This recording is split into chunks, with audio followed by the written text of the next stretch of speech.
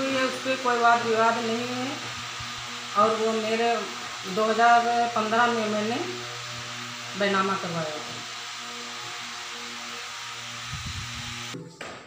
अभी हमारे साथ में भोपाल ग्राम सभा की ग्राम प्रधान श्रीमती संगीता वर्मा, पत्नी अनिल कुमार, जिनके के विरुद्ध बहुत लोगों के द्वारा सोशल मीडिया पर शिकायती पत्र सहित बहुत से मामले वायरल किए जा रहे हैं कि बघौली में सरस्वती शिशु मंदिर स्कूल के पास में एक विवादित जमीन के मामले को लेकर, जबकि इनके द्वारा वक्तव्य दिया गया है कि उस जमीन पर ऐसा भी किसी भी प्रकार का कभी कोई विवाद नहीं रहा। 2015 में इनके द्वारा वो ज़मीन क्रय की गई और उस पर इनका जो वाजिब दाखिल खारिज होता वह किया गया और इनका वहाँ पर मौजूदा समय में कब्जा भी है। कभी भी किसी ने कोई भी आपत्ति नहीं जाहिर की।